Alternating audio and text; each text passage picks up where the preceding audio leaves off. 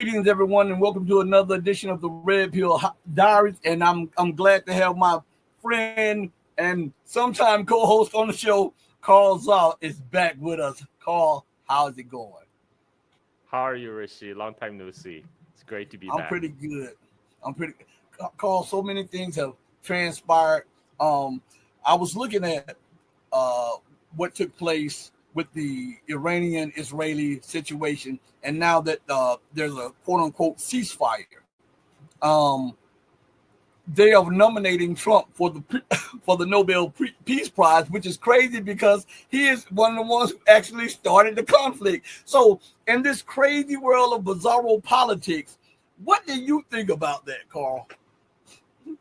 Well, I mean, remember Obama, who actually got a Nobel Peace Prize before he even started the job. So, I mean, Nobel Peace Prize is a joke anyway. And by the way, he said nothing. The Obama said was like radio silence throughout the whole thing. He didn't say any like going to war against Iran is deeply unpopular in America. I don't know anyone I know that want to die for Israel. Yet the Democratic establishment, Kamala Harris, Obama, Hillary, none of them spoke up. None of them spoke up. Like they organized that No Kings protest, right? And guess what? There's no placards about no war with Iran. Almost like that's a non-issue. I mean, this is what the Democrats do. I mean, this is why they're destined to lose.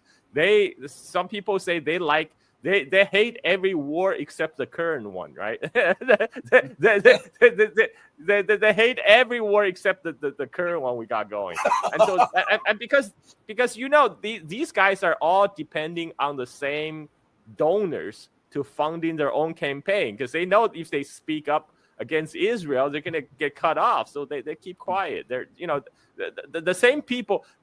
There are people saying, oh, if Kamala was president, you'll be different.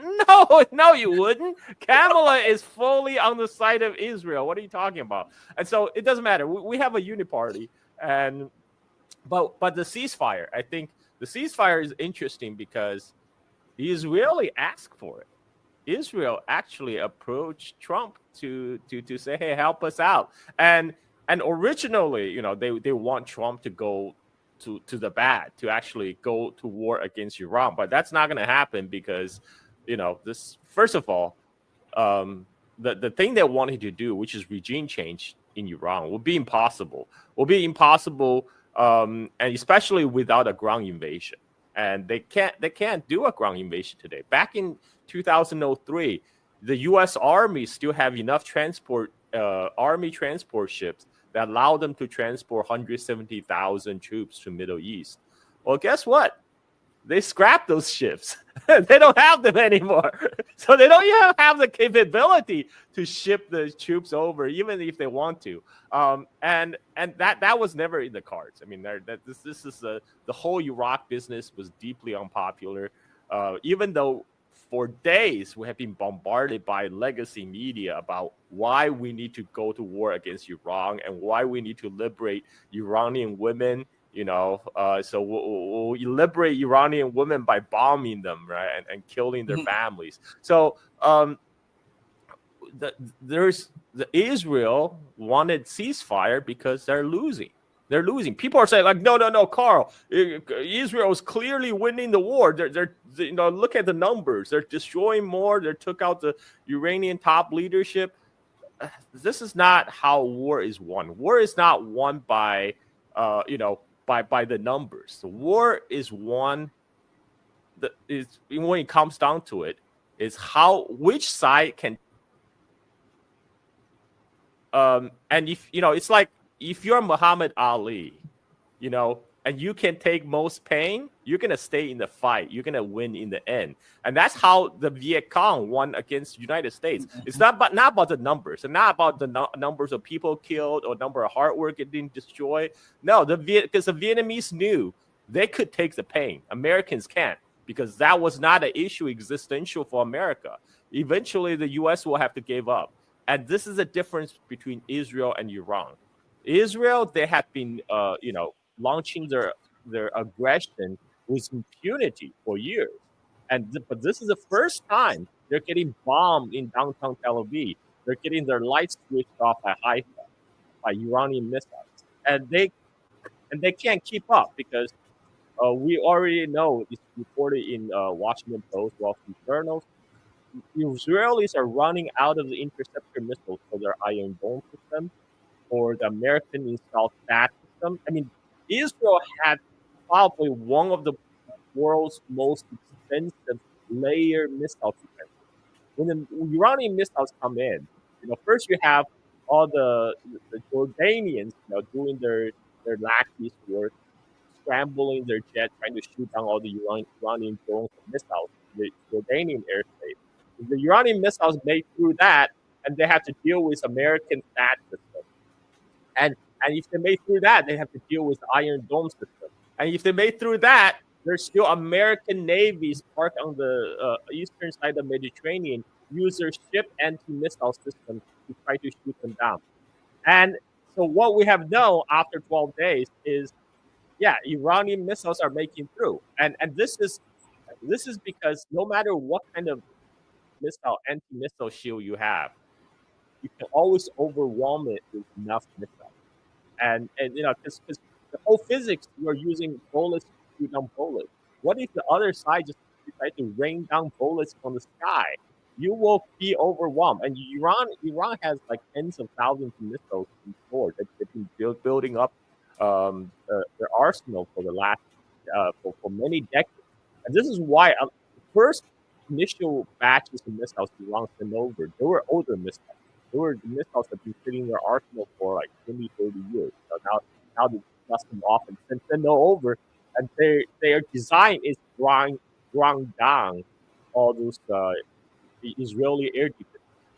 And we saw that those air defenses in Israel getting increasingly ineffective as time wore on, because first Iran was sending over like 400 missiles, 200 missiles, and toward the end they were sending over like 40 missiles, 10 missiles, and most of them are still hitting because Israel is running out of interceptor missiles, and they have a serious supply issue because Israel is being supplied by United States, and I have I saw video was published by all the pro-Israel propaganda site. It shows the Israeli F-16 shooting down a Iranian Shahed 139 drone over Syrian airspace. I'm like, okay, that Shahed drone costs about somewhere between $20,000 to $40,000. That Python missile costs about $400,000. Right? I mean, like, how is that winning? And people are saying, but Israel, don't worry about that because that's their money. American tax, United Uncle Sam is sending the money, and the U.S. can always print. Well, that is true. U.S. can print money as much as they want, but can they print missile productions? Because U.S. has been so financialized. They can always type in a digital zero to create more dollars, but where's the industrial capacity? All the industrial capacity had been shipped to East Asia since 1970s. It's China that's holding all the industrial capacity right now. And guess what? What China has? China has a stranglehold on the critical mineral supply. China processes about 90% of the world's rare earth minerals, and they make them into heat-resistant magnets, which is used in missiles. And China has placed a ban on the rare earth. They placed export control on rare earth minerals since last year. This is in response to the U.S. chip ban and increasing sanction on China. And this is what got Trump really upset last month. That's why they sent over Scott Bessent and Nutlick, Commerce Secretary Nutlick.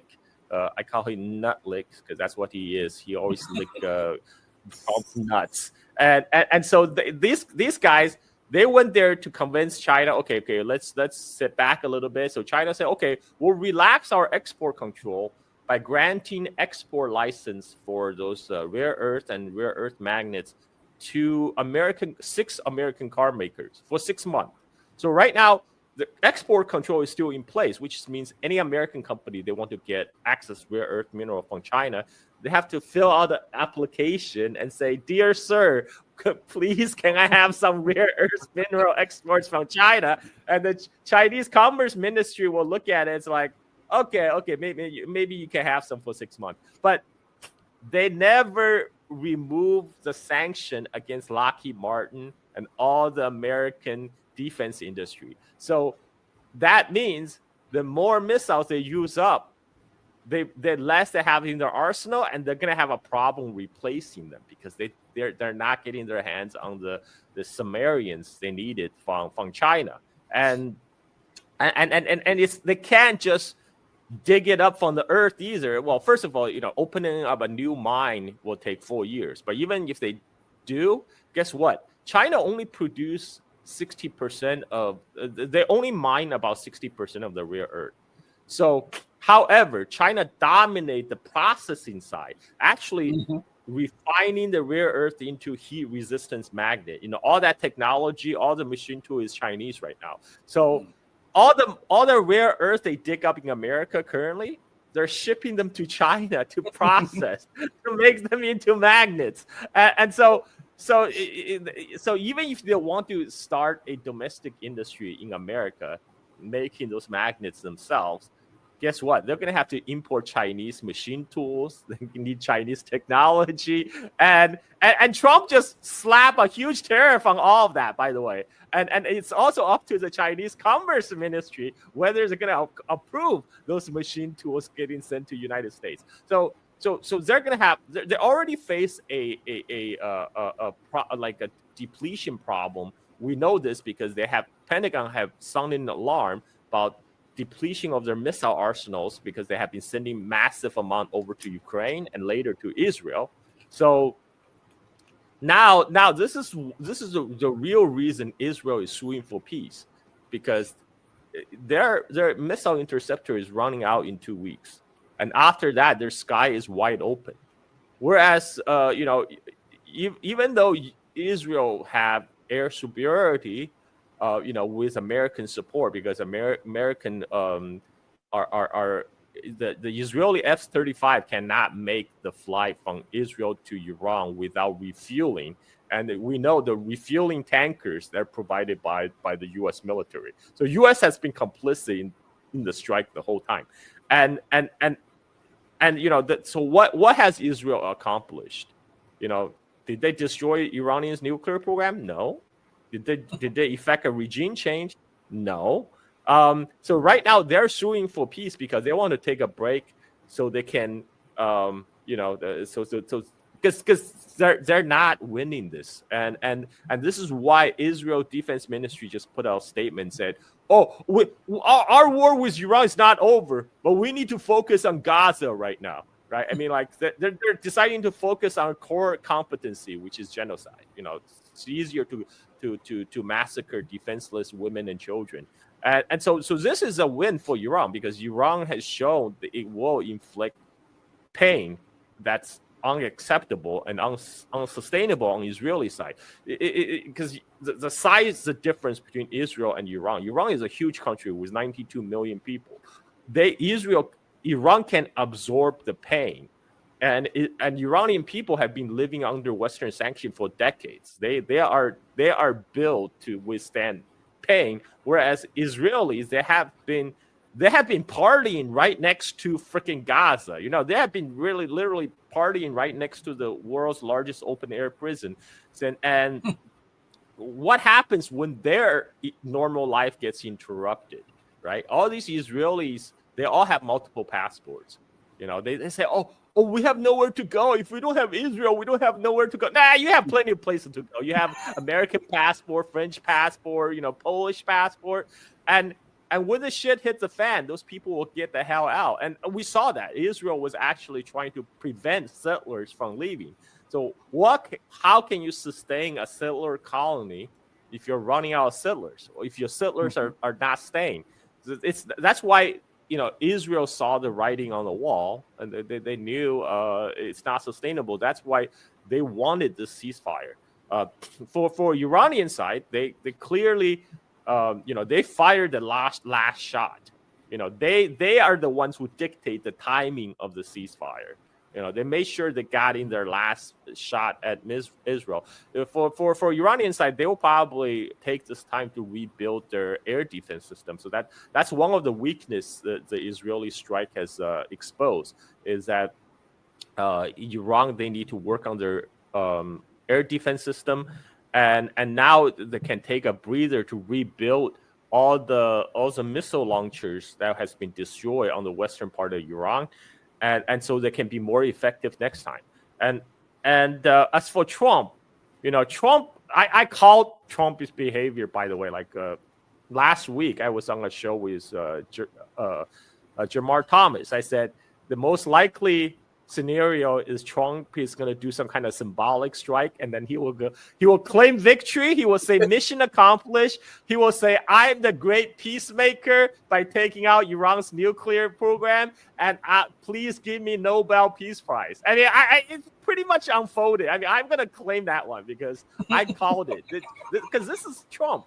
Trump is unpredictable, but he's very predictable in his unpredictable ways. He always does that. He will always claim credit, claim victory, and all his MAGA followers. It's a big cult. They will follow him no matter whatever he says. It's like when the cult leader says, "Well, actually, the doomsday is not today, but Wednesday next week," and all the cult followers will believe that. And same thing with Trump. They will go along with whatever he says. So Trump suffers no penalty by switching his position, but he also realized it would be immensely unpopular to start an actual war, like a ground war with Iran. This is why he took the easy way out, do the symbolic strike on the nuclear facility, which did nothing, because guess what?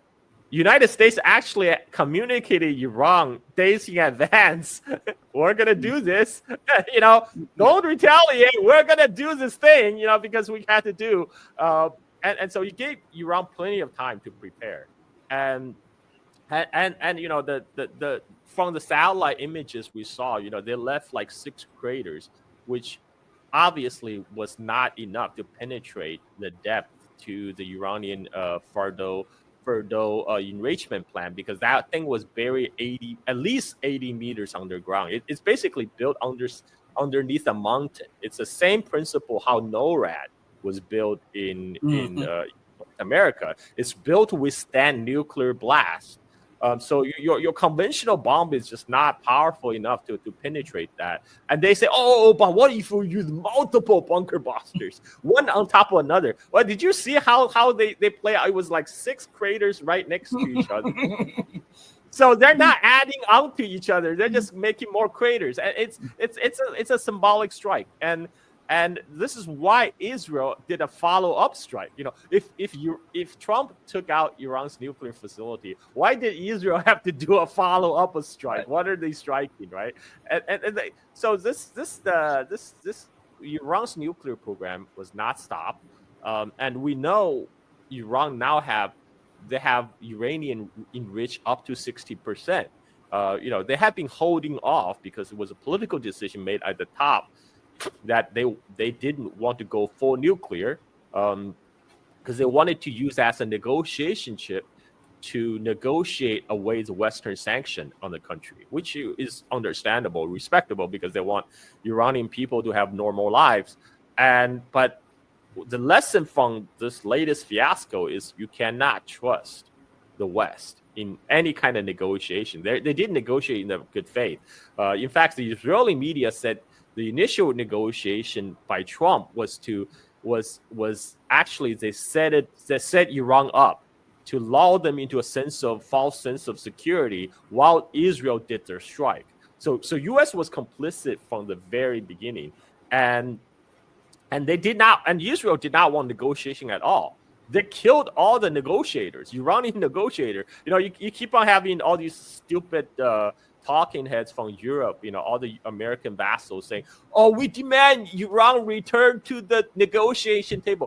Iran never left the table. The table got bombed by Israel. They took out all the negotiators because they don't want no deal. And we would not be in this situation today if Trump hasn't tore up the nuclear agreement back in his first term, because Obama years they actually negotiate a deal with Iran where Iran will give up all its nuclear material. Well, because the hardest part of making a bomb is not the technology. We know about how to make a bomb since 1950s, since 1940s, 1950s, and today people can probably find how to make a bomb, download the plan from the internet.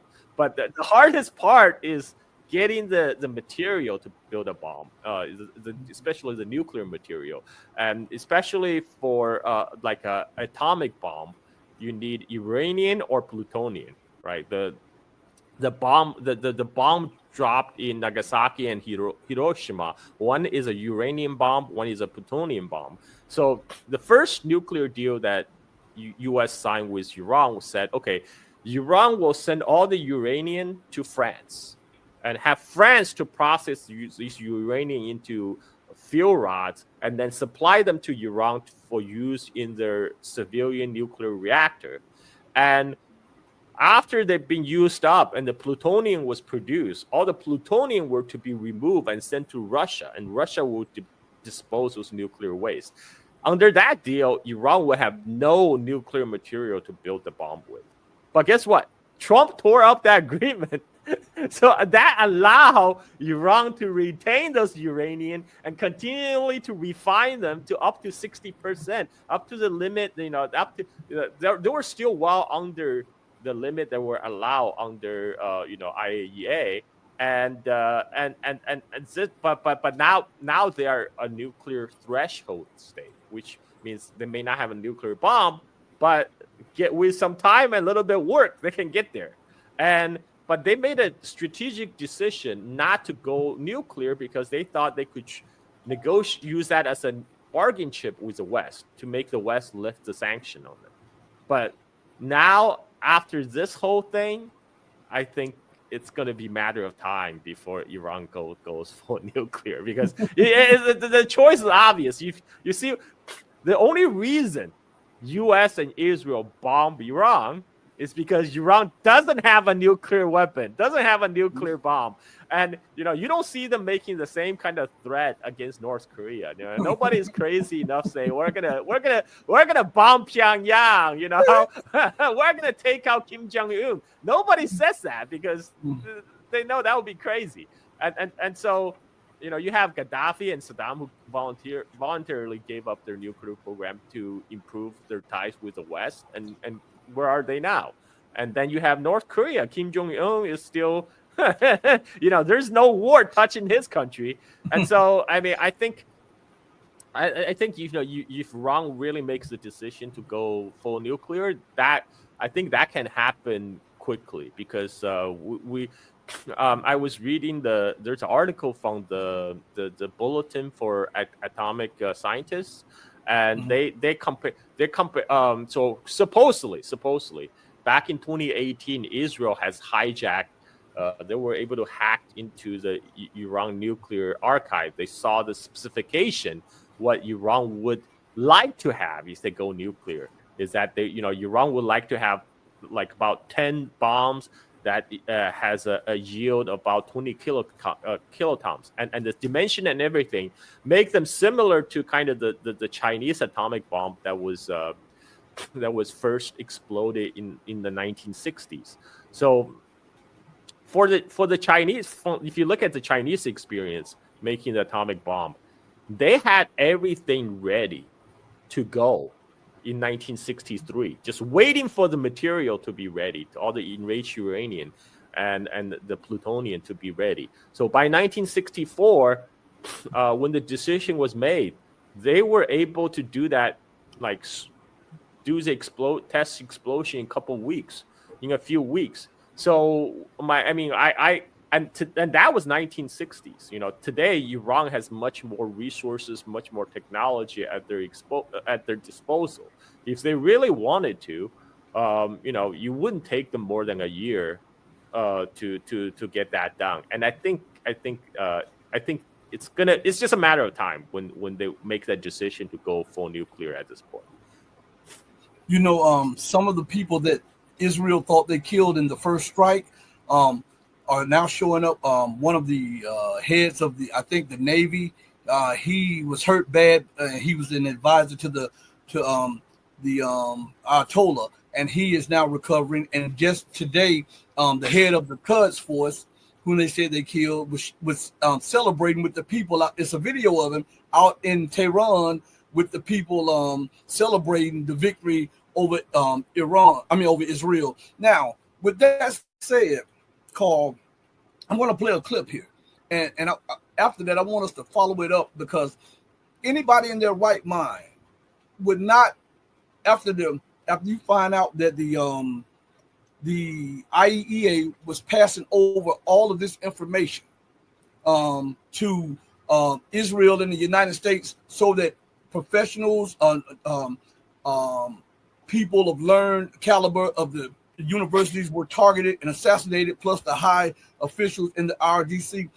Why would you then go back to a negotiating with them to give them more leverage and to give them more information on the new scientists that have taken their place and the new leadership in the IRGC? And I just want to play this, and on the other side, we'll come back and address that.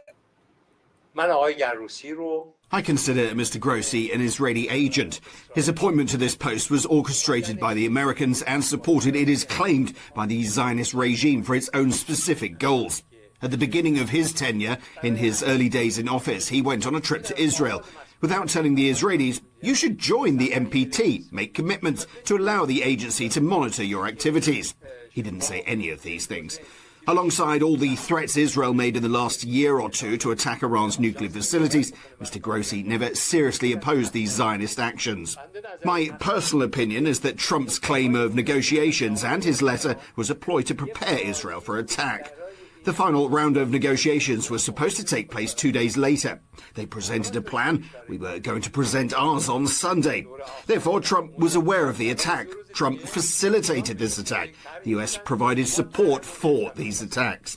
I believe that the US Central Command War Room and the Israeli War Room held joint meetings for this attack, just as they held joint meetings for the massacre in Gaza. Therefore, in my opinion, there's no room left for negotiations. This is my personal opinion, that the Americans are partners and complicit in the crime that the Israeli regime committed against Iran. They caused damage, they must face the consequences, and they can't get away unscathed. Trump's statements in the last 48 hours indicate that he senses the scent of defeat, meaning he senses that Israel is suffering a serious defeat. When its Ministry of War is hit, when Mossad is hit, when its Amman intelligence agency is hit, it shows that this regime's entire intelligence, security and military system is collapsing. Novotim is the base storing American and Israeli fighter jets, which has been seriously attacked recently and is expected to be continuously attacked. We must protect our rights in the face of this aggression against us. We must destroy key elements of the Zionist regime and avenge the blood of our martyrs and commanders. Then perhaps senior officials of the Islamic Republic will reach a decision to go back to negotiations. Those of you who may not be familiar with the person he's referring to, Grossi is supposed to be the head of the IAEA, and he is an American stooge. Now, Carl, I wanted to ask you, what sense would it make for Iran to go back into negotiations with America after they know that America used the negotiations in the first place to try to decapitate the leadership of Hezbollah? And remember, because that's why Hezbollah's guard was down, because they just had struck a deal with Hezbollah, and then Israel, America transferred the intelligence and the bombs to kill the leadership of Hezbollah. And they've done it in Gaza, and now they've tried to do it with Iran. What sense does it make to go back into the negotiations with the United States and to also give the IAEA access to your scientist information, your IRGC information, and for them to be able to inspect your plants? Well, I mean, they can still go back to negotiating with America, but they shouldn't give IAEA access to their nuclear facility anymore, because obviously IAEA is not an impartial observer in this game. They're fully complicit with U.S. Israel. I mean, there's many reasons to go back to negotiation table. They could be negotiating to buy time. To buy time for Iran to build up its defenses, and they can negotiate while still going nuclear. I mean, there's nothing stopping them to actually pursue their nuclear program while they're actually negotiating. But I agree, they shouldn't give IAEA any more access to Iranian nuclear facility after what IAEA had done. And they need to really kind of start purging all the Israeli spies, because this, it's kind of shocking, how infiltrated they were by the Israeli Mossad. But on the flip side of that is Mossad kind of blow their wad on the first day. They kind of used up all their resources to do the so-called decapitation strike. And what did they gain from that? I mean, Iran was not paralyzed. Iran, again, is a 92 million people country. They have no problem replacing their leadership. And the fact that I was expecting them to launch missiles a lot later, because I thought, okay, they have to now go to the drawing board to figure out which one it would be the target, how to choose those target. No. They responded very quickly. So what that tells me is Iran already have a contingency plan. This is what they will do in case they're attacked by Israel. And all they had to do was just follow the plan. So they were very quickly able to replace those leaders who have been assassinated, who has been incapacitated, and carry forward with their plan. And we saw that working out very well. So replacing the Iranian leaders is not gonna stop Iran. They can just replace it with another crop of leader who may be, younger, more hungry, who may want to take the fight to Israel. And so it didn't work out in Israel's favor. And on the other side, Israel has exposed a lot of their operatives inside the countries by carrying out those strikes. You can only do that once, right? Like those assets are now done. So I think overall, I mean, Iran came out much more much better shape than Israel, because for Israel the pain is also psychological. Like before they thought they could launch attacks against neighboring countries with impunity. Right now they got the taste of their own medicine. They know downtown Tel Aviv can be targeted, and Iran has been very measured and calibrated. What they could have done, what Iran could have done, if they really want to go for the jugular, they could have targeted Israeli a water plant. 80 to 90% of Israeli fresh water come from their water desalination plants, and if those got targeted, no water for Israel. And they could target Israeli nuclear power plant, right? But Iran didn't do that, because they know if they did that, Israel will be on the brink of collapse, and United States will never allow Israel to collapse. They definitely move in a decisive way. So what Iran did was a very calibrated, measured campaign. Make Israel to feel the pain, feel a lot of pain, but not to the point where force Israel imminent collapse that will force the hands of the United States to come in. So instead, what we have is this political theater by Trump to launch this strike against the Iranian nuclear facility, which was nothing, and for him to claim victory. And it's all like very orchestrated. We saw what happened. Iran then launched a missile against the U.S. base in and this was, both sides had been communicating with each other. Okay, we're going to strike you at this point. You better get your ships or whatever out of the way, and so that happened. But Trump now can say, this there was tremendous pressure on the Israeli lobby in the United States for the U.S. to go to war. And Trump now can also claim, oh, I did my thing. I did my thing. I bombed Iran just like you asked me to. I did it. I did it. I claimed victory, mission accomplished, and washed his hands off. Mm. So this is why Israel also wanted to make peace, because they realized, oh shit, U.S. is not fully on board on a full regime change operation on Iran.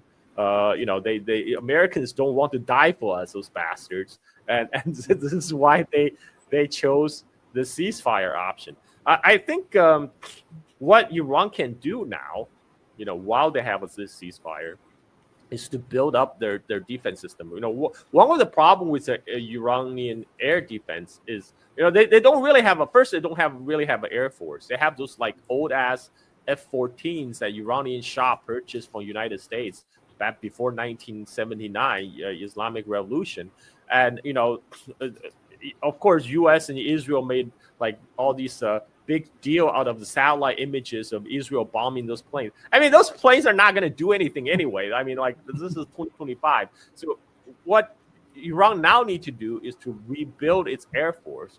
They need to rebuild its air defenses. And I think this is something, if they want to, they can work very closely with China on.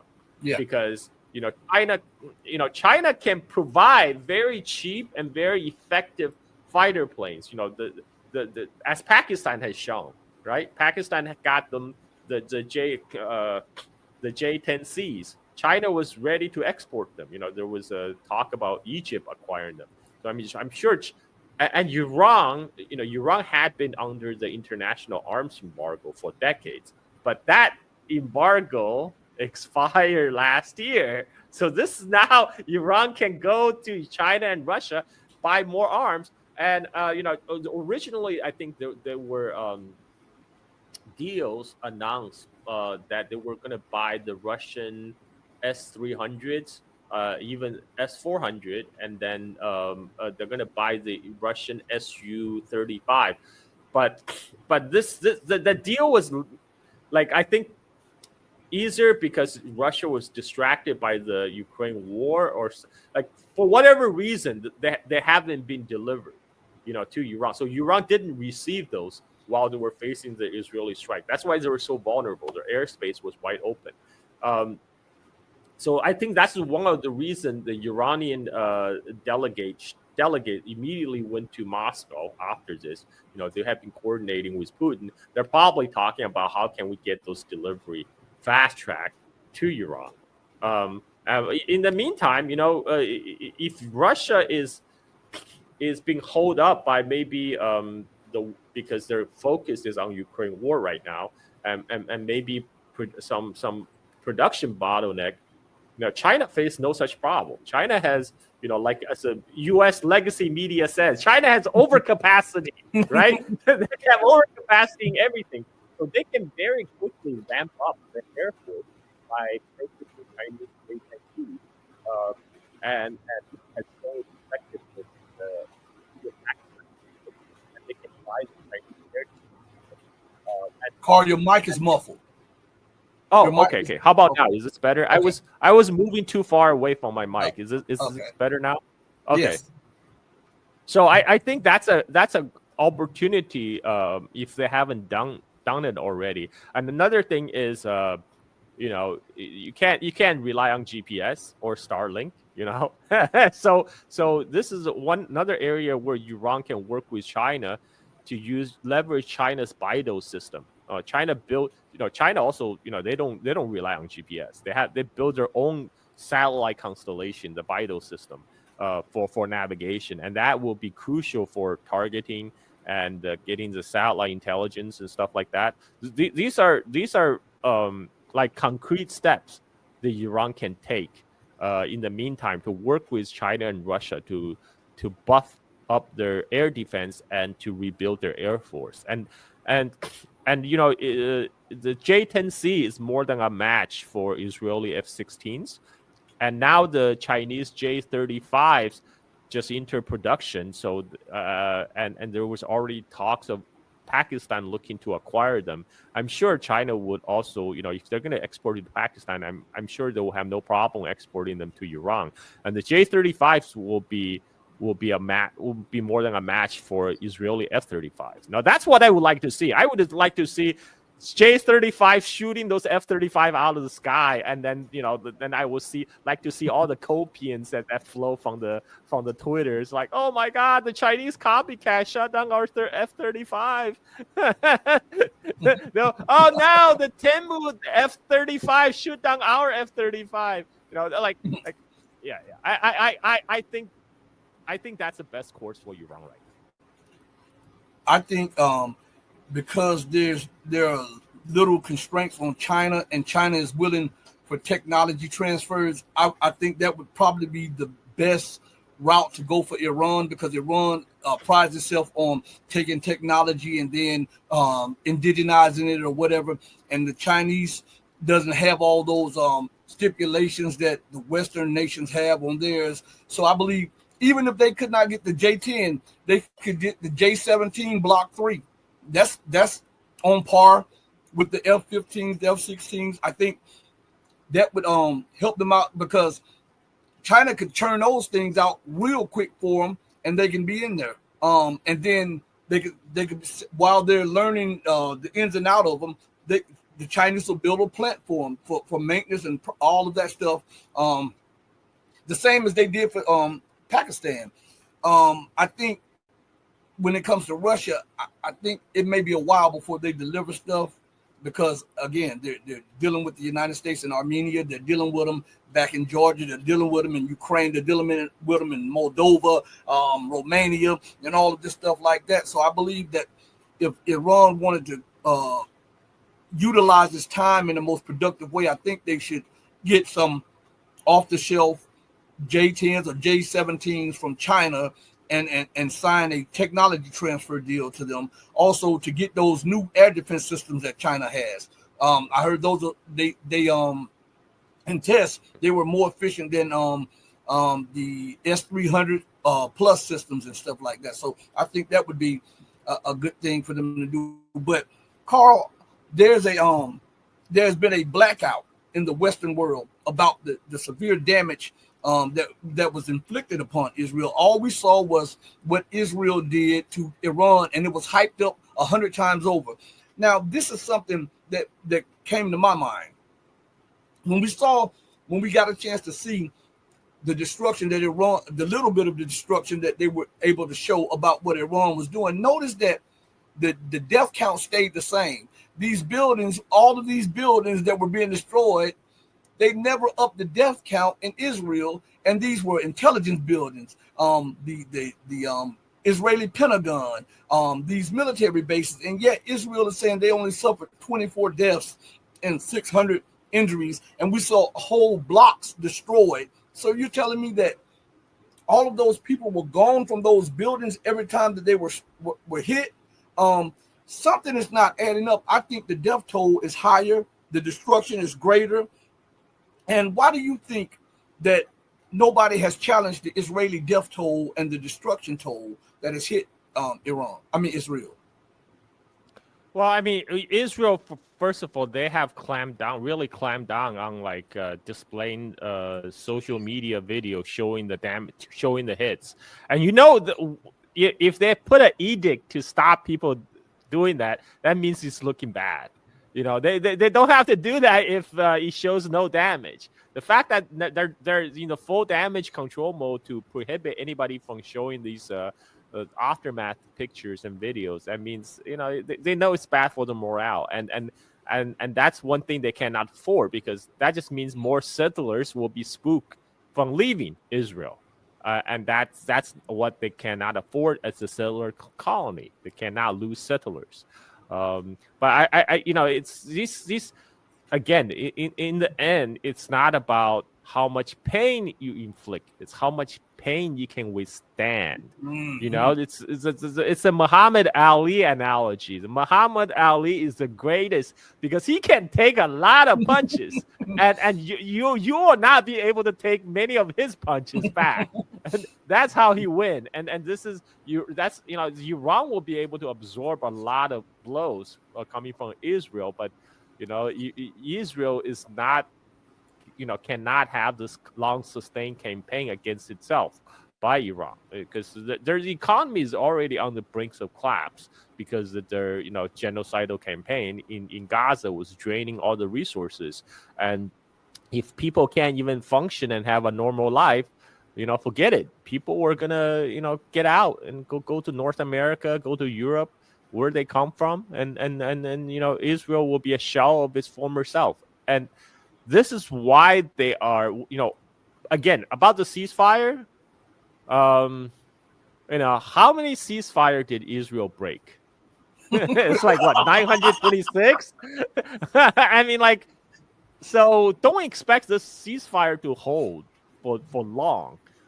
This is really the time for both sides. They're rebuilding back their capabilities, and Israel, for a chance, they're trying to probably use this time to restock on their missile interceptors, for their Iron Dome, and try to get American to cough up more like THAAD systems. By the way, those THAAD systems, the THAAD battery, the launcher plus radar, everything, it costs $1 billion with a B.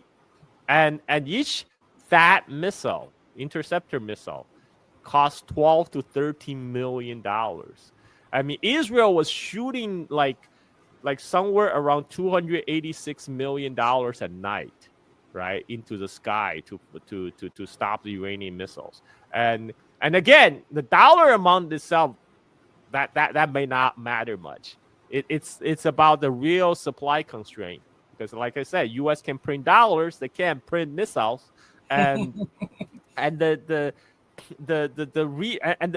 reason also why they're so expensive, because U.S. military industrial complex is all about grift. It's about creating bloat, and this is so they can maximize the profit toward the 1% that's a shareholder of these arms dealers, and so they're designed to be expensive, and they're designed to be inefficient. They're not designed to actually to win a war. They're designed to fleece money from everybody to the 1%. That they do very well. I mean, that's a real job of the F-35 program, and so this is why this is why I think there's a real opportunity of cooperation between Iran and China. And I saw somebody said Iran is already on using Beidou system, and I checked.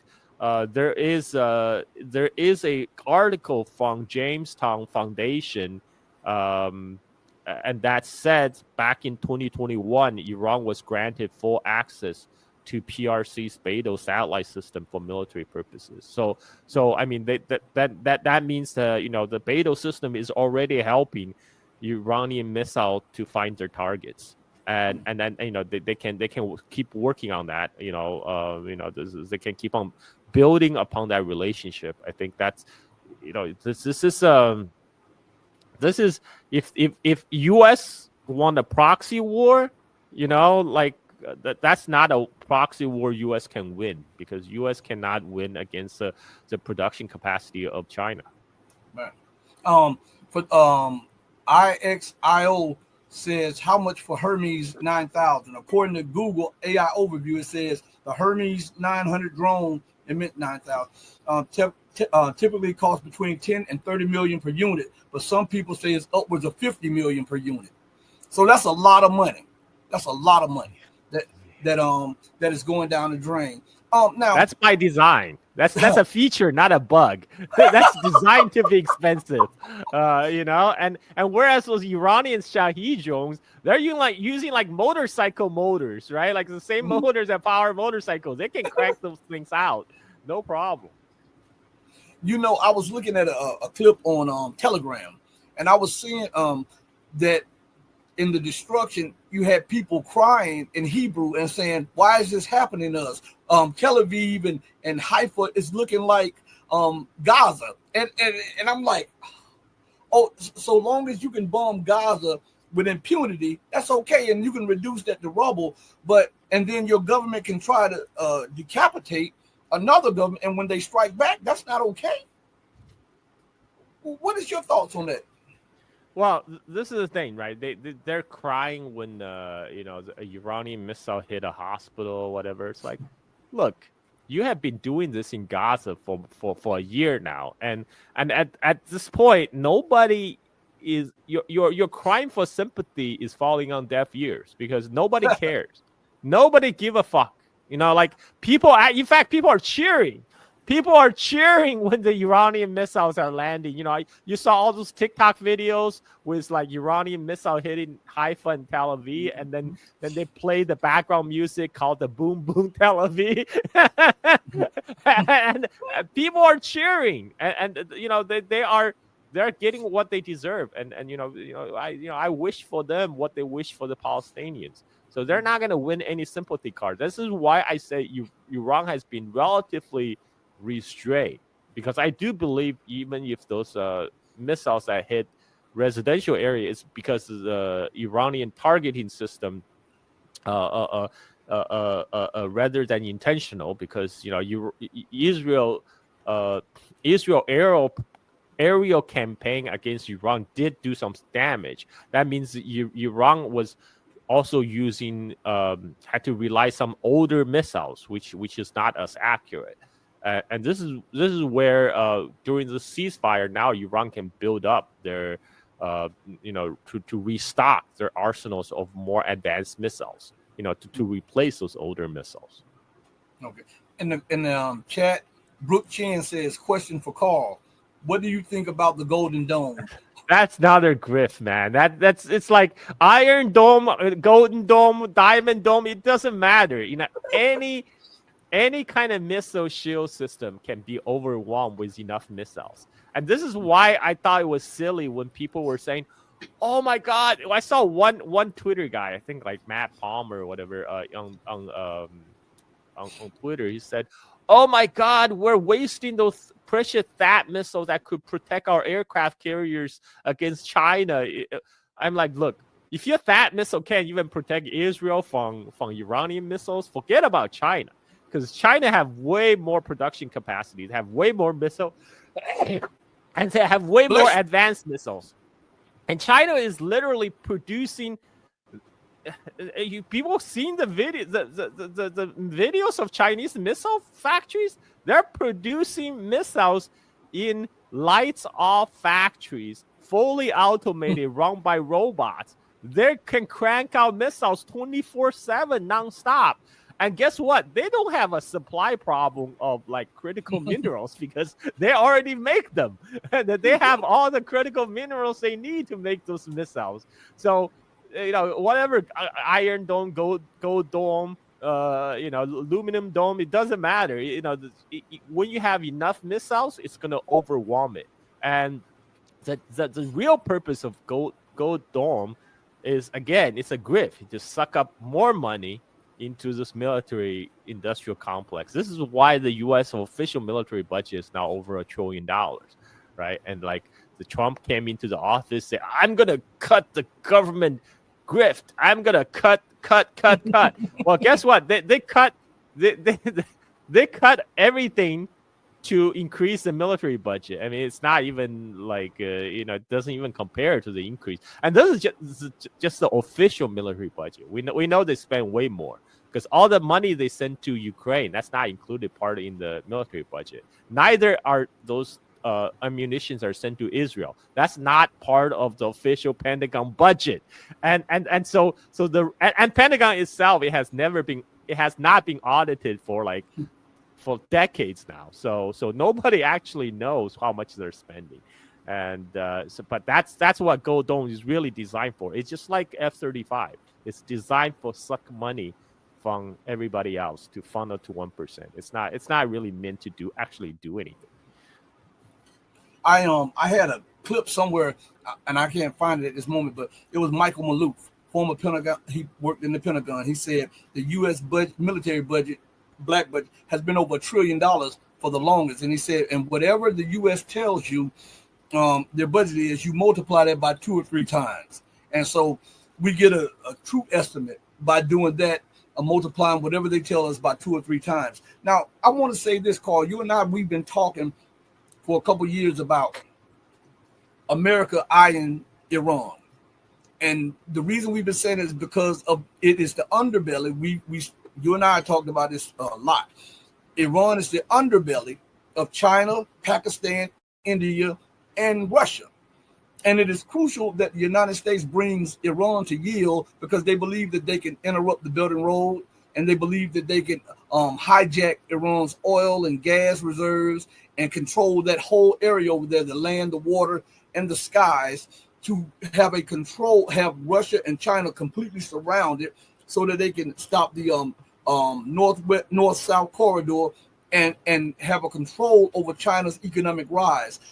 What do you think about what do you think China was thinking when America bombed the nuclear plants and America and Israel, because both of them did that, tried to decapitate the Iranian leadership because they wanted regime change, as to put in a person or people that was friendly and puppets of the West, so that they can use them as a battering ram against Russia, but specifically and especially against China.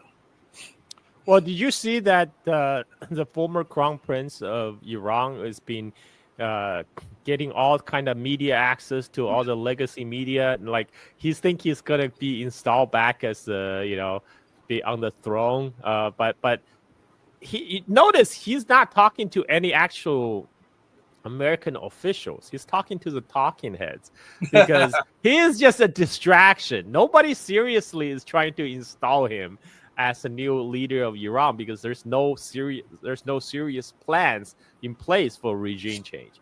Like, regime change is what U.S. wants to do, but there's no practical way to actually carrying it out. Like I say, Iran is not Iraq. Iran is a country of 92 million people. It's much bigger, much more powerful, and the effect of bombing on Iran, it made Iranian people to rally around the flag. You have all these Iranian liberals who normally would be criticizing the government.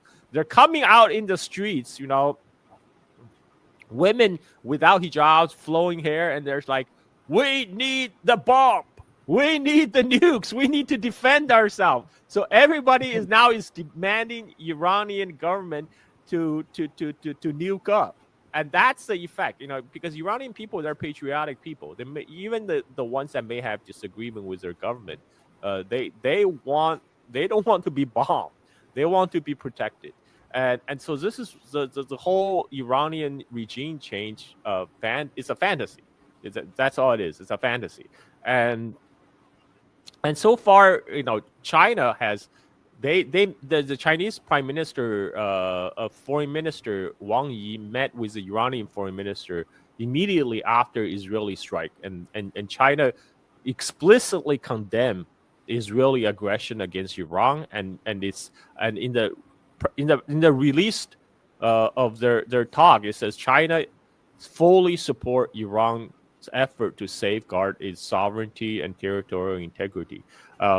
And the thing is, China normally prefers quiet diplomacy, right? But now China is like on very clear terms saying what Israel has done is unacceptable, and it calls the country who's backing Israel to make Israel come to the path of peace. And the country that's backing Israel, we all know who that is. That's the United States.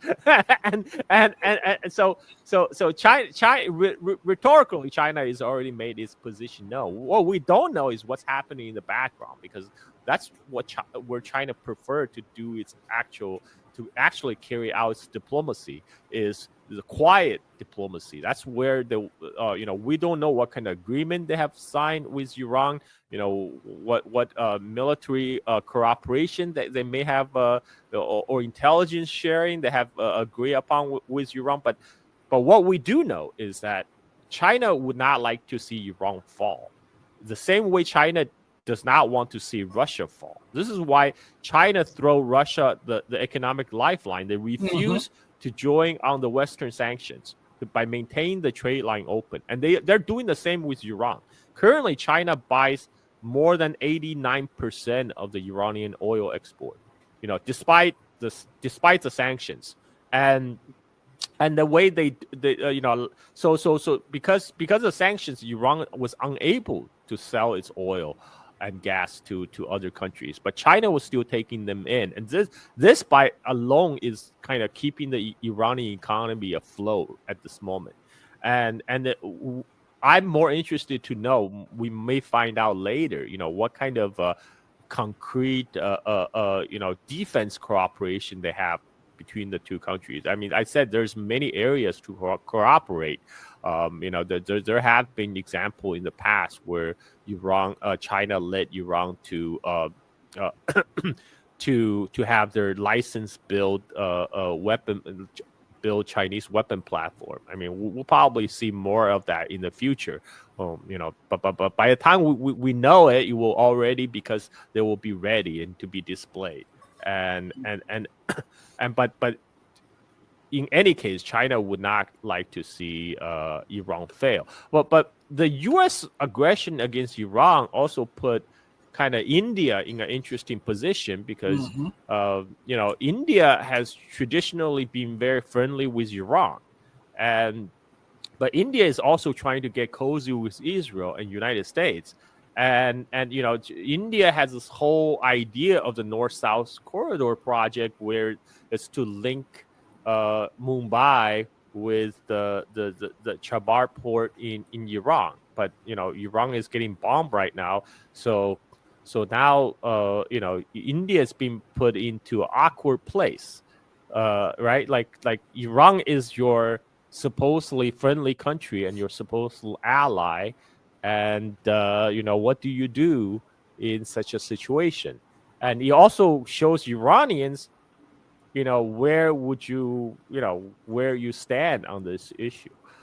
So I think in the the people are blaming China and Russia for not not going 100%, not sending military into Iran to help. To that I say, look, Iran got this. Iran is fully capable to deal with Israel on their own. The reason Israel was begging for the United States to intervene is because they know they can't take the pain any longer. It's the real question is whether U.S. will launch a full war against Iran. But so far Trump just showed his hand. He's not. No, that's not something he's willing to do. He's more like to do these kind of symbolic airstrikes, just like what he did on his first term against Syria. By the way, back then there was also a lot of pressure on Trump administration to launch strike against Syria. So he just ordered a bunch of Navy ship to fire a bunch of cruise missiles. And again, he claimed, I did my thing. I punished Syria. I'm the greatest president.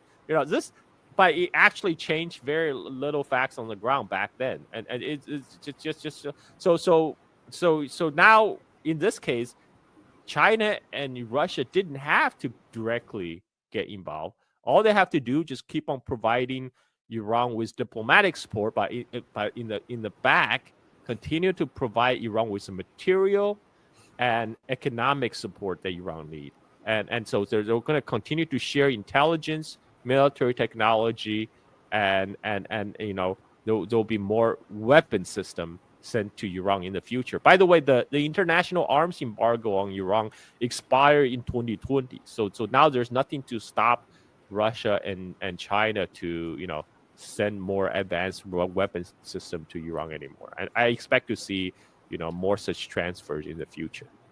And here's a clip along the lines of what you were just saying about when people ask you, why didn't Russia or why didn't China send troops in? So I want to play this clip, and everybody just pay attention. And pay attention at the end what Putin says at the end of it. It's about a 3.5 minute clip. Here we are right here.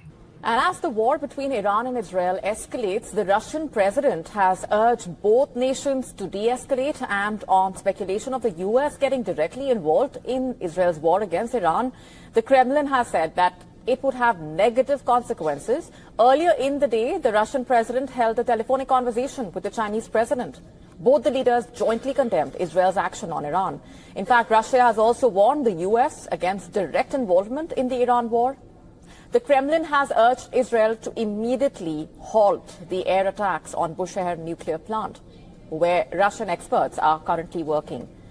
Putin has also offered to mediate in the Israel war, in fact, in the Israel-Iran war, and addressing a televised press conference in St. Petersburg, Putin suggested that Moscow could help negotiate a settlement that could allow Tehran to pursue a peaceful atomic program while assuaging the Israeli security concerns.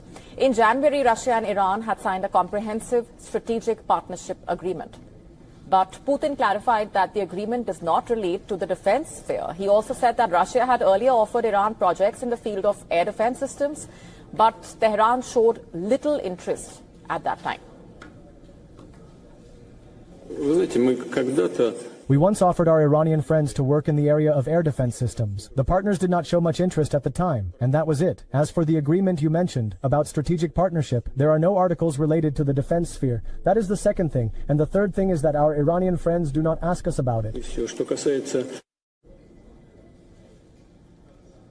And when asked what Russia's reaction would be if Israel were to assassinate Iran's supreme leader, President Putin declined to comment on the possibility of Israel killing Khamenei.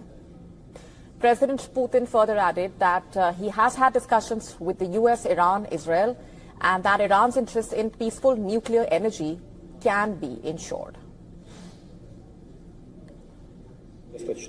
I will not go into details now, as there are many. All these details have been discussed with both the Israeli and American sides, and we have sent certain signals to our Iranian friends. Overall, it is possible to ensure Iran's interests in the field of peaceful nuclear energy. At the same time, it is possible to address Israel's concerns regarding its security. In my opinion, such options exist. And speaking on Iran-Russia collaboration on the Bushehr nuclear power plant, Putin pointed out that over 200 Russian workers are currently employed at the plant in southern Iran that is built by Russia's Rosatom. Our specialists are working in Bushehr. There are 250 people plus those on business trips. The total number can reach 600, and we are not leaving. Is that not support? Well, Iran hasn't asked us for any other support.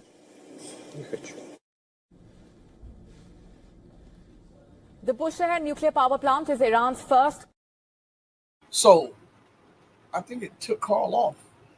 Okay, there we are. So, Carl. So, Putin just said that Iran didn't ask for assistance. So, that for assistance to be rendered, you must be willing to accept the assistance. And second thing is that I think what Russia was saying that I think they were protecting the nuclear facility in Bushehr because they put more Russians in there and said that they weren't leaving. So the Israelis and the U.S. could not bomb that facility, which is one of the most important facilities. And that's why Putin said that we talked to the Israelis and we talked to the Americans and we warned them. So what is your take on that, Carl? I mean, people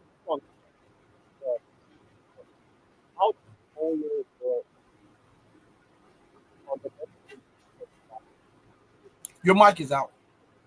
Oh, okay.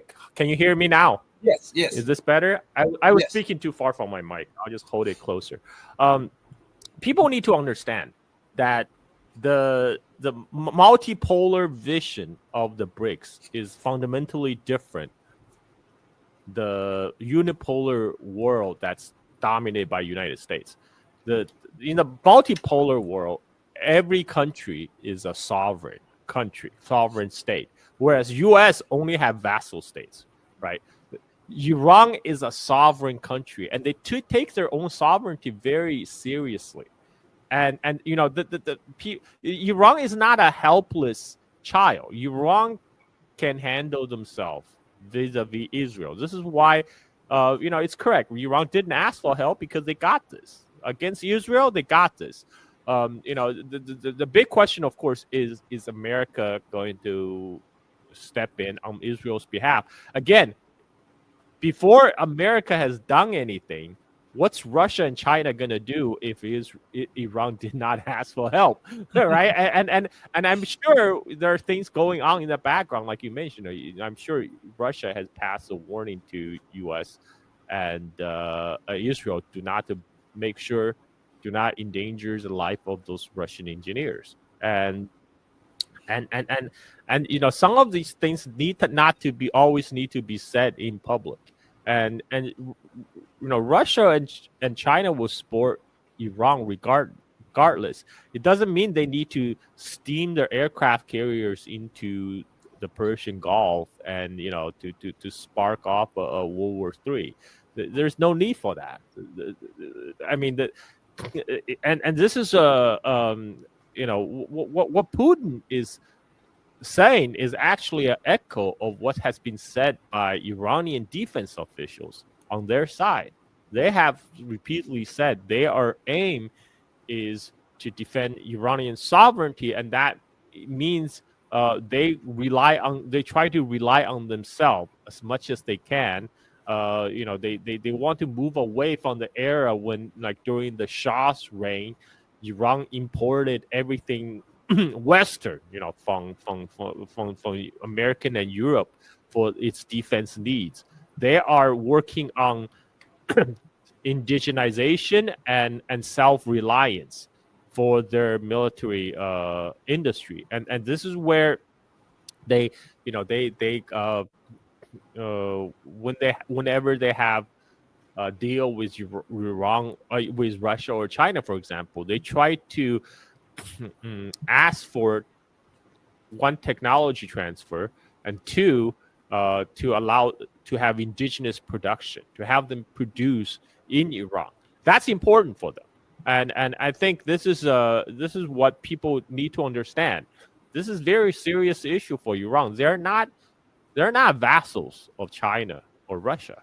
They're an independent country, and they're a very proud nation, and they can handle it on their own.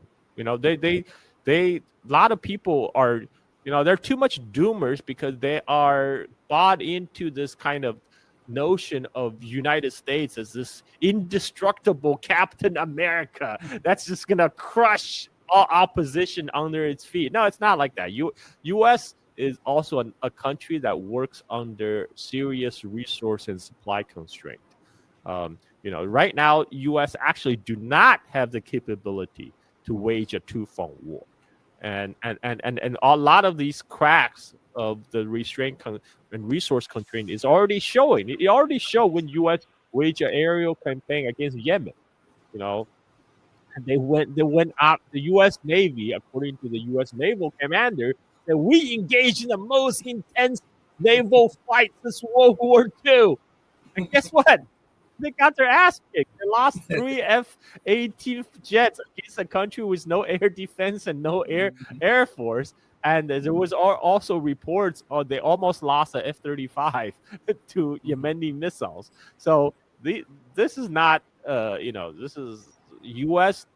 is not able to, and there's also unwillingness to actually fully participate in a war against Iran at this point. So people just need to calm their horses and trust, the Iranian leadership, the Chinese leadership, and Russian leadership. You just got to trust that they know what they're doing. So now, as we talk about this situation, we know that these are attacks to weaken the global South and the rise of China and Russia and the BRICS nations. With that said, we see the weakest link of that is India. And you and I have been pointing out a certain double plays that India has been doing for the longest. What do you think the global South or the BRICS nation and the Shanghai Cooperation Organization, because it seems like sometimes that India was sabotaging an agenda in the Shanghai Cooperation Organization. Where does Russia and China stand on that, and how can they get India to come over and see that it's more beneficial to deal with us than it is to do this double play? Well, I actually think the U.S. actions will eventually push India more into the BRIC side, because if you look at currently U.S. for some odd reason they decide they're gonna put the screw on the Indian government. There's still there's a tension between Canada and India is still persisting. This is all because India kind of continued to buy Russian oil and gas, and they refuse to participate in the Western sanction against Russia, even though they are kind of going along with United States on like containment in China and all that. But the fact is the empire, they cannot tolerate any kind of deviation. Even if you agree with me 99%, if you dare to deviate that 1%, that's unacceptable. And this is why India is being punished. And I think that's why now there's a lot of disillusionment with the U.S. alignment that's finally coming through in on some parts of the Indian elite. I mean, they gotta realize they will never be accepted. They will never get accepted as equals by the U.S. in the Western dominated world order. And on the Russia and China side, they rather have India on their side, even if not so reliable, but they rather have India in the forum where they can talk to India than to have India to be fully on the camp of U.S. This is why India is still, part of the BRICS, because India is still a big, important country. You rather have India on your side, even if maybe not not so reliable. You still rather have them in your forum than to have them fully with the U.S. and the NATO. So I think this will likely continue. And also, people need to remember, BRICS is not NATO. Okay, NATO is a military alliance. BRICS is economic forum. It's a forum for economic cooperation. Although more people in the global south are now looking to BRICS as an alternative to United Nations and all these other Western dominated forum where where other countries, the country outside of the so-called international community have a voice. So that's still a developing story. We're gonna have to wait and see. So, and let's stay here for 1 second, Carl. India will buy military equipment from the United States. It will buy military equipment from European nations, and it will buy military equipment from its colonizer, which is Britain.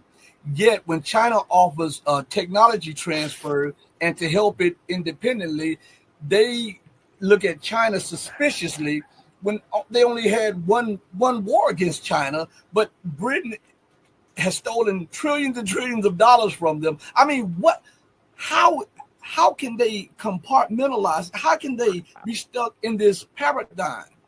It's because for them, Britain is kind of out. It's a distance. The beauty is created through distance. Now Britain is no longer in India's hair all the time. Whereas they see China because China's support through Pakistan, and because of India defeat in 1962 India-China border war. So they and on top of that, people have to remember, even back in 1980s when I lived in China, back then India and China about on par in terms of capital per capita in GDP. But in the last 30-40 years, they just got completely lapped. And now, Chinese economy is about 5 times the size of Indian economy. And so there's I think this is why India always envisioned China as some kind of competitor. China is their measuring stick. So they also try to match themselves against China. Like, this is why I say, like, India, if you just try to measure yourself against any other global South nations, you actually come out looking good. You actually come out looking pretty good.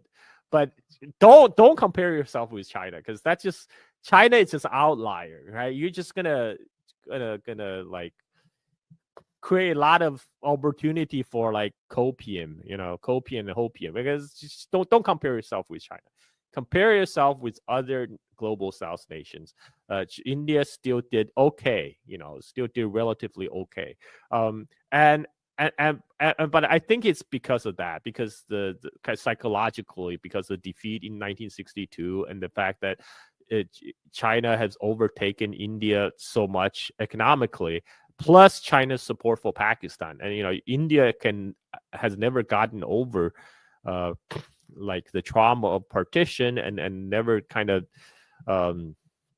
they never resolved the issue with Pakistan. So they see China as kind of trying to contain India in Southeast Asia, because China has friendly relationship with Pakistan, with Bangladesh, with Nepal, with Sri Lanka, with Maldives. Basically, all the countries surrounding India, all the countries in India's neighborhood. But they gotta ask the question. The question they should ask is, why do we have tense relationship with our neighbors? What's making these guys have better relationship with China than with us? And so that's a question for Indian elites, Indian leadership to answer. But I think they should really just focus on their own internal development. I mean, I think they could definitely benefit from economic cooperation with China. There's a lot of Chinese tech firm.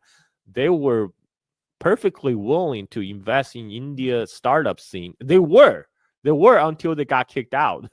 Like for a while, Chinese investment monies was providing a lot of the capital for the Chinese tech startup, but that was not looking upon kindly by by Indian monopolies like the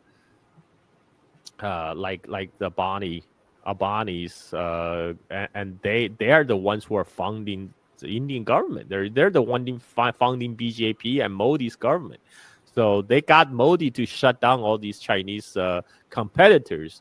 So now, because they want to have a continue their monopoly over Indian economy, and so Geo actually went to seek partnership with Zuckerberg, right? Yeah. And so it was just a wrapper around Facebook, and this is a problem with India. They have this same problem like it's in the West. They have these oligarchs who are kind of they're not so much innovating as they're kind of these techno-feudal overlords who are collecting rents. They're basically rent seekers. They're collecting rents from the rest of the Indian population, and they're trying to kill any competition. This is many reasons that's impeding India cooperation with China. But China is always hold the door open. I think it will take time. It will take time for the Indian leadership to figure out, maybe they could benefit more if they rather work with China than work against China. You spoke about the thing they did with Zuckerberg. You forgot about them pushing out Chinese bidders and for the Baidu system, and them accepting Starlink. They just announced that they would be partnering with Starlink. And what more of a national security threat is that? Because we know that he is a shield for Western intelligence and all of these alphabet agencies in the West. So to me, it's like there is still a British holdover in their mind or something. See what happened. What happened when the British left? Is they left the whole colonial bureaucracy, the colonial bureaucracy of British India, to the Indian bureaucrats who used to run that bureaucracy for them. So the system never got changed. It's just that the British got removed from the top, and all the Indian bureaucrats who were running the colonial system, they're still there. So I mean, like it's a lot of people commented because India, they didn't experience a revolution, so it's basically the same British Raj system, populated by all the bureaucrats. They just got a promotion, and they're still seeking acceptance from the West, validation, acceptance from the West. They think by aligning them closer to US, UK, whatever, they will gain acceptance to the West-dominated club, right? I mean, that's really what it is, because a lot of these leadership of India, they're educated in the West. They speak English, and their cultural orientation is toward the West, and so this is where we are. All right, in closing, let's for the last few minutes of the show, tell me your thoughts on what is taking place in the Ukrainian conflict, because this not only is the Iranian conflict, but it is also the Ukrainian conflict that has global ramifications for everybody. Well, I think it's increasingly obvious right now that Trump is not able to wrap that conflict up. Like he said he's going to do it within 24 hours. Well, it's been many 24 hours by now, and I don't doubt his intention. I don't doubt that he wants to wind down the Ukraine conflict, but the institutional vested interest in the NATO that wanted to continue to contain Russia, that instinct is not gone. And there's Trump, like before I said, Trump is, if he's not part of the deep state, then he's not going to win against the deep. He's never going to win against the deep state. The deep state is still running the American empire, and the logic of the deep state that dictates, right? They have to continue all these conflict in order to justify all these careers, all the jobs, all the fundings, all the money continually feeding the military industrial intelligence complex. So that means like, even though Trump, if he really wanted to end Ukraine conflict, he can just as simply as turning off American support, turning off the ammunitions and weapons sending off to Ukraine, because there's consuming a lot of resources every day. And without American monetary and military support, Ukraine front would not hold. Whereas on the Russia side, they have come to a realization that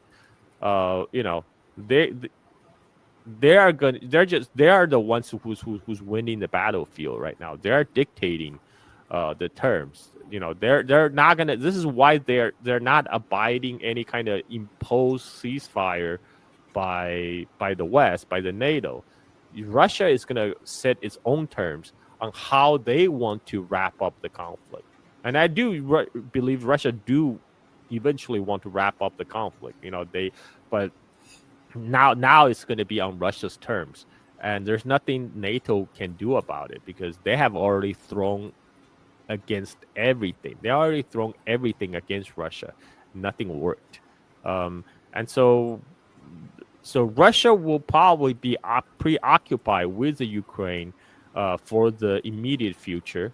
They're going to try to bring more overwhelming force against Ukrainian front. After U.S. moved their air defense system from Ukraine to Israel, now they're hitting Kiev really hard, and nobody's even paying attention, because because the U.S. has a very short attention span. Because now everything is concentrated on Middle East. Russia have a free hand in Ukraine, and so it's their conflict to wrap up now. And what does it look like for the EU, who continues to try to pass another package of sanctions? They have little resources. They are alienating the one country that wanted to invest in them, which is China. And they have been double backstabbed by the United States, by the United States tripling the price of liquefied natural gas to them. I mean, what is their position when all of this stuff turns over? The EU leaders are so cut, man. They're. I mean, look at their response to the latest war with Iran. If you read their tweets, it's like this from the same template. All of them say Iran is not allowed to have a nuclear program. Israel have a right to defend itself. It's like somebody sent them the same memo, and they just like copy and paste. And like these guys are not. They're robots. Their only job is to regurgitate Washington's line. This is why they're in the position they are. This is why they're being put in their leadership position, because they can be trusted to carry out Washington's policy in Europe. And I don't see that change anytime soon. I mean, who voted von der Leyen, right? Who voted for von der Leyen? Like, what kind of authority does she has? I mean, what is the source of her legitimacy? But it doesn't matter. She's there because she's Washington's woman in EU, and that will continue to be the case until the European leader grow a spine. But I don't see that happening anytime soon. But don't you think that the economies will implode before that happens? Because I mean, the debt burden is continually growing. Where it's like the boiling frog, right? Right now, they are the economy continue to deteriorate, yet they are all sounding like PR releases from Washington. But it's gonna take time. It's gonna take time. I think people are. One of the things I used to say, China rose so fast that people haven't adjust to the reality yet. China's a lot of people's mind. China, their picture of China is still like 19th century.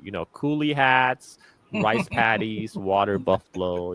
Maybe bicycles and Mao suit and bicycles. So they have to at some point. They will be forced to come to grip with the reality. It just there's so much inertia. There's so much. There's a whole capture of European institution by the Atlanticist faction. I just don't see. You know what? Any kind of right now, the pushback is actually happening. This is why there's a rise of right-wing movement in Europe, because the NATO would not tolerate any real opposition, right? So instead you have all these like fake opposition, but it's these right-wing parties that's blaming the problem on the immigrants, on the colored folks, like anybody but themselves, and even the ones that do get into power through these kind of right-wing populism, they get absorbed right up to the NATO blob. I'm talking about people like Meloni, right? I mean, like she before she gets elected, she will say, "Oh yeah, well, Europe need to be more independent," blah blah blah. But right now, she's hobnobbing with Macron and all these. It's not going to change. It's not going to change. Europe is continue its decline. U.S. is continue its decline, and you know what? I'm okay with that. I'm gonna continue to sit here and laugh my ass off at the declining of the empire. So that's where I am. Once again, Carl, you hit it out the park, man. Thank you for joining me on this edition of the Red Pill Diaries, my brother. Thank you. Thank you, Rasheed. Anytime. All right, I'll talk.